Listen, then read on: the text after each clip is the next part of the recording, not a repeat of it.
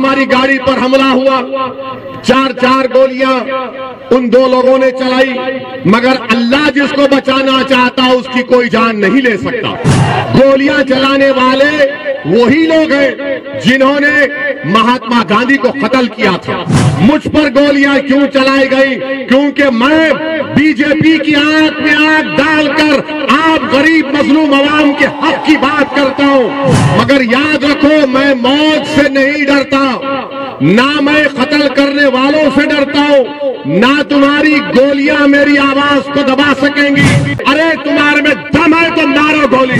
अगर एक ओवैसी मरेगा तो तुमको मैं वसीयत करता हूं कि लाखों में तुमको मुझसे ज्यादा ओवैसियों को पैदा करना पड़ेगा। ट्रिपल तलाक का गलत कानून मोदी सरकार लेकर आई।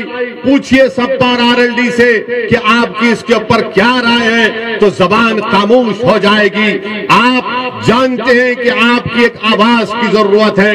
आप जानते हैं कि उत्तर प्रदेश की विकास और उत्तर प्रदेश की मजबूती के लिए बहुत जरूरी है कि अल्पसंख्यक समाज की भी एक आवाज हो। अगर आप सिर्फ खामोशी के साथ वोट डालते रहेंगे, मैं आपको बताने आया हूं कि आप वोट डालेंगे भी और अनीस के हक में इंशाअल्लाह ताला अपने वोट का इस्तेमाल करेंगे।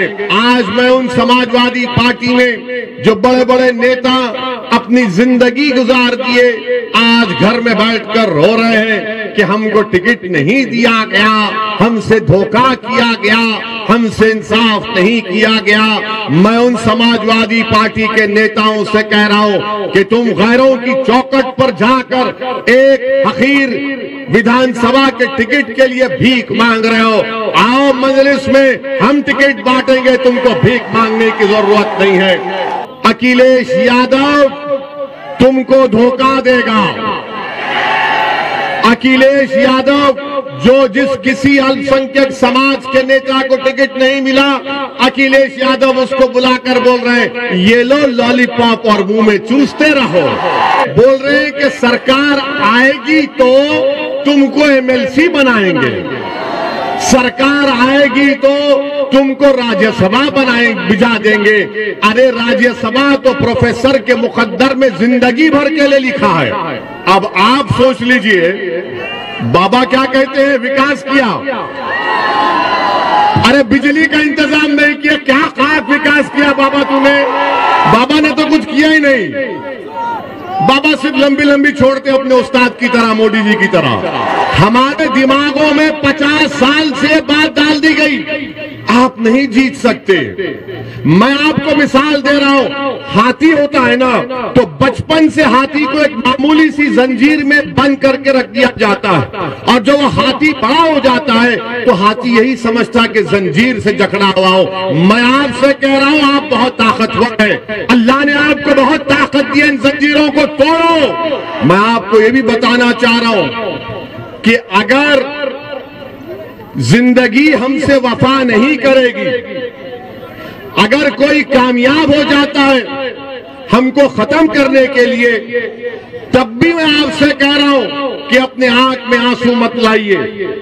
हाँ, हमारी गाड़ी पर हमला हुआ, 4 गोलियां उन 2 लोगों ने चलाई, मगर अल्लाह जिसको बचाना चाहता उसकी कोई जान नहीं ले सकता।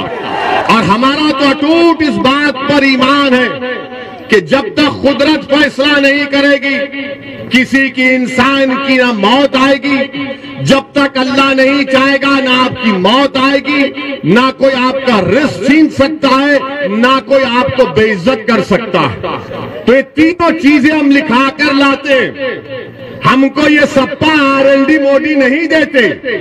हम दुनिया में जिंदा हैं तो अल्लाह के रहमो करम पर जिंदा थे, हैं और रहेंगे। गोलियां चलाने वाले वही लोग हैं जिन्होंने महात्मा गांधी को कत्ल किया था। ये 4 गोलियां चलाए हम पर, अल्लाह ने हमको बचाना था।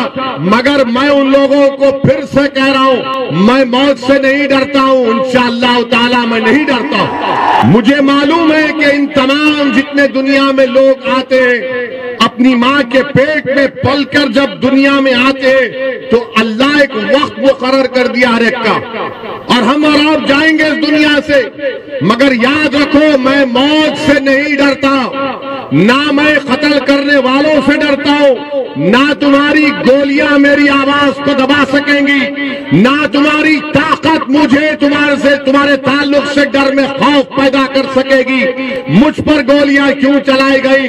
क्योंकि मैं बीजेपी की आंख में आंख डालकर आप गरीब मजलूम अवाम के हक की बात करता हूं। मुझ पर गोलियां इसलिए चलाई गई, मुझ पर गोलियां इसलिए चलाई गई क्योंकि मैं गरीब आवाम के इंसाफ का मुतालबा करता हूं।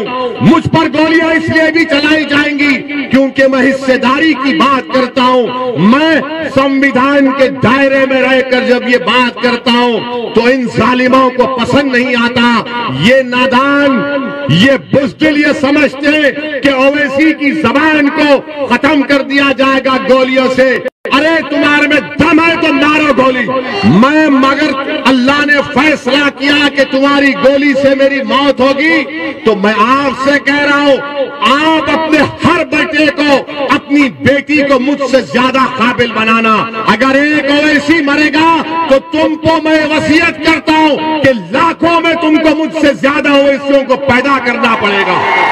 और याद रखो हम दुनिया में आए तो जाएंगे, मगर अपने बेटों को, अपनी बेटियों को डॉक्टर बनाइए ताकि वो बीमारों का इलाज कर सके।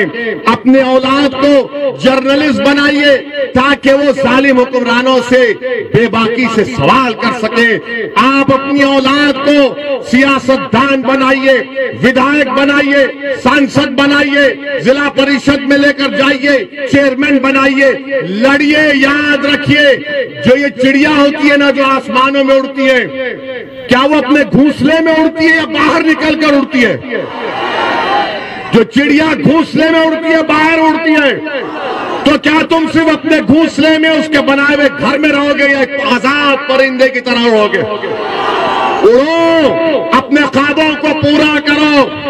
याद रखो तुमको डरने की ये जरूरत नहीं है, डरने और घबराने की जरूरत नहीं है। अल्लाह हमारे लिए काफी है, अल्लाह हमारे लिए काफी है। मेरे अजीज दोस्तों और बुजुर्गों, मैं आपको जज्बात में लाने के लिए नहीं कह रहा हूं, मैं आपसे ये भी नहीं कह रहा हूं कि मेरे हाल पर तरस खाकर तुम मंजलिस के हक में वोट का इस्तेमाल करो। मैं, अल्लाह जानता है, मैं दिल की बात, मेरी सोच और फिक्र आपके सामने रख रहा हूं। कल मोदी सरकार ने कहा कि ओवैसी तुमको जेड कैटेगरी की सिक्योरिटी देते। हमारे अतराफ में कहा गया 10-10 बंदूक लेकर लोग खड़े रह जाएंगे।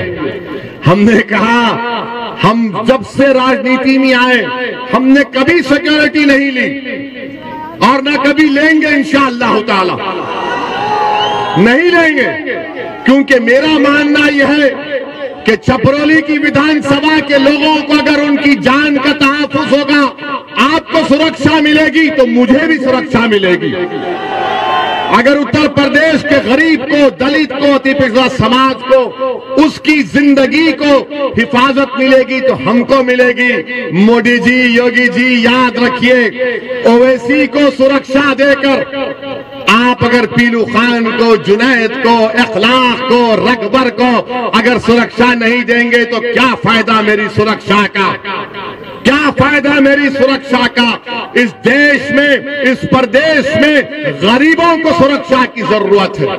और योगी आदित्यनाथ का बड़ा बुलंद बांग दावा कि हमने क्राइम को खत्म कर दिया। तुमने कौन सा क्राइम खत्म किया? हमको तो नजर नहीं आता।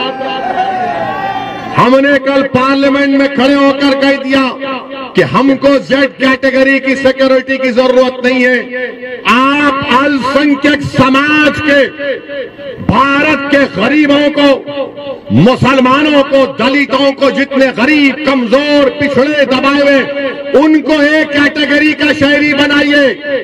आज ये तमाम समाज नीचे तक आ चुका है, जेड कैटेगरी में आ गया है। मुझे सिक्योरिटी की जरूरत नहीं है, मुझे हिस्सा चाहिए। मेरी लड़ाई हिस्सेदारी की है, मेरी लड़ाई लड़ाई हिस्सेदारी की है। चपरौली में स्कूल होना चाहिए, चपरौली में अस्पताल होना चाहिए, ये हमारी लड़ाई है। मेरी आपसे अपील है कि आप इस लड़ाई में, हिस्सेदारी की लड़ाई में हमारा साथ दीजिए और 10 तारीख के दिन पतंग के निशान पर आप पूरे एतमाद के साथ यहां पर मजलिस को कामयाब करिए। सलाम अलैकुम, खुदा।